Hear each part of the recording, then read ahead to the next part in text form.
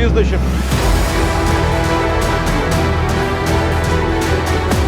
కాకినాడ పోర్టులో రేషన్ బియ్యం అక్రమ రవాణా ఏపీలో చర్చనీయాంశంగా మారింది. డిప్యూటీ సీఎం పవన్ కళ్యాణ్ తనిఖీల్లో రేషన్ బియ్యం అక్రమ రవాణా యథేచ్ఛగా జరుగుతున్నట్లు బయటపడింది. ఇందుకు అధికారులు కూడా సహకరిస్తున్నట్లు పవన్ తేల్చేశారు. దీంతో ఈ అంశాన్ని సీరియస్ గా తీసుకున్న ప్రభుత్వం సమగ్ర విచారణకు సిద్ధమవుతోంది.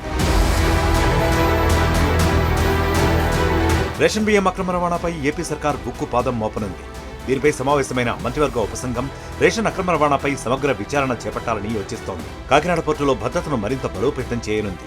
రేషన్ బియ్యాన్ని అక్రమంగా ఎగుమతి చేస్తున్న స్టెల్లా నౌకపై చట్టపరమైన చర్యలు తీసుకోవాలంటూ మంత్రి నాదెండ్ల మనోహర్ అధికారులకు ఆదేశాలు జారీ చేశారు. కాకినాడ పోర్టు భద్రతలో భాగంగా చీఫ్ సెక్యూరిటీ ఆఫీసర్ను నియమించాలని నిర్ణయించింది. 5 నెలల క్రితం మంత్రి నాదెండ్ల మనోహర్ తనిఖీల్లో రేషన్ అక్రమ రవాణా విషయం బయటపడింది.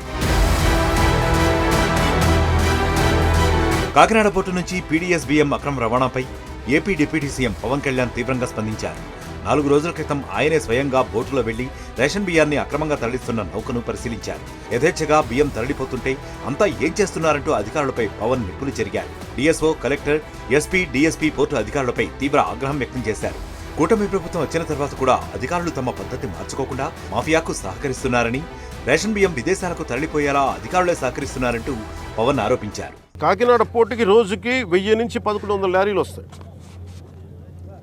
ఇది ప్రపంచంలో వివిధ ప్రాంతాలకి బియ్యం ఎగుమతి చేసే ఆ పోర్టులో చాలా కీలకమైనది. కానీ ఇంత పెద్ద పోర్టుకి ఇందాక వాళ్ళ సెక్యూరిటీ అధికారిని అడుగుతూ ఉన్నాను, ఎంతమంది ఉన్నారు మీ దగ్గర అంటే 1000 నుంచి 1100 లారీలు వెళ్ళే ఈ పోర్టుకి 16 మంది సెక్యూరిటీ. లారీకి ఎంతమంది ఉన్నారు మీరు అర్థం చేసుకోండి. అసలు విచిత్రంగా మనోహర్ గారు పట్టుకొని కేసులు పెట్టి అధికారులకి చెప్పినా కానీ అటు పోలీస్ కానీ రెవెన్యూ కానీ సివిల్ సప్లైస్ కానీ యాక్షన్ చాలా నామమాత్రంగా తీసుకుంటా ఉన్నాను. నేను చాలా సందర్భాల్లో ఆయన అడుగుతూ ఉన్నాను. నిన్న రాత్రి స్టెల్లా అనే షిప్లో ఇన్ని 100 టన్నులు పట్టుకున్నారు, పనామాకు సంబంధించిన స్టెల్లా అనే షిప్లో. అలాగే ఇక్కడ దాదాపు 1060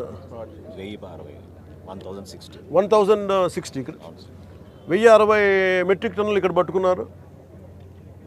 ఇంత బలంగా సాక్ష్యాధారాలతో దొరికినప్పుడు దీన్ని ఎలా చేయాలని చూస్తే సమస్య ఎక్కడుంది అంటే ఇది చాలా డీప్ నెట్వర్క్. ఇది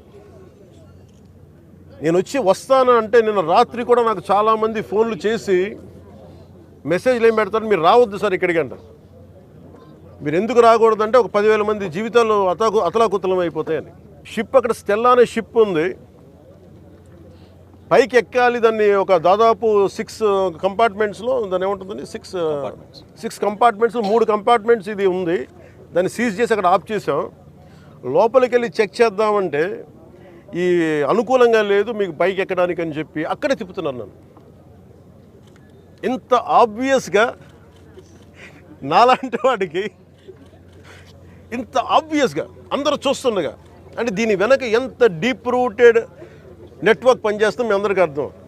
అయితే కాకినాడ పోర్టులో తనిఖీలకు వెళ్లిన పవన్ కళ్యాణ్ కు పదే కొన్ని పేర్లు వినిపించాయి. అలీషా, అగర్వాల్, మానస అనే సంస్థ. వీరికి సంబంధించిన పూర్తి వివరాలతో నివేదికనివ్వాలని అధికారులను ఆదేశించారు పవన్.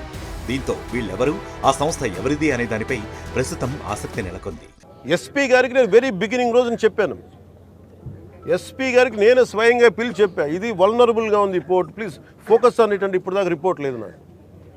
ఇంకా కలెక్టర్ గారు ఇంకొంచెం ఇనిషియేటివ్ తీసుకొని చేయబట్టి మా మనోహర్ గారు, కొండబాబు గారు వీళ్ళందరూ కూర్చొని ఒక టీం లాగా పనిచేసి ఈ రోజున నేను పట్టుకోగలిగారు. అలాగే నా దృష్టికి 2 పేర్లు వచ్చింది. ఒకటి అలీషా అనే పేరు చాలా పదే వినిపిస్తూ ఉంది. నాకు అర్థం కాదు ఎవరు అలీషా ఎవరు అని. మేము ప్రజలకి మాట ఇచ్చాం, పారదర్శకత చూపిస్తాం, ఇలాంటి అవినీతిని ఇలాంటి స్మగ్లింగ్ని మేము అరికడతామని ఆ దిశగా చర్యలు తీసుకోవడానికి మేము ముందుకెళ్తున్నాం. అలీషా, అగర్వాల్, మానస సంస్థ. వీరిలో 2 కాకినాడ మాజీ ఎమ్మెల్యే సన్నిహితులు కాగా మరో వ్యక్తి ఆయనకు సోదరుడని సమాచారం. కాకినాడ పోర్టు కేంద్రంగా బియ్యం ఎగుమతుల్లో వినోద్ అగర్వాల్ కీలకంగా వ్యవహరిస్తున్నారని తెలుస్తోంది. అలాగే ఓడల తయారీ ద్వారా పోర్టులో కీలకంగా మారిన షేక్ అహ్మద్ అలీషా మానస సంస్థ యజమాని. వీరి అండదండలతో గత 5 ఏళ్లు పీడీఎస్ బియ్యం కాకినాడ పోర్టు నుంచి విదేశాలకు అక్రమంగా ఎగుమతి అవుతున్నాయనే ఆరోపణలున్నాయి.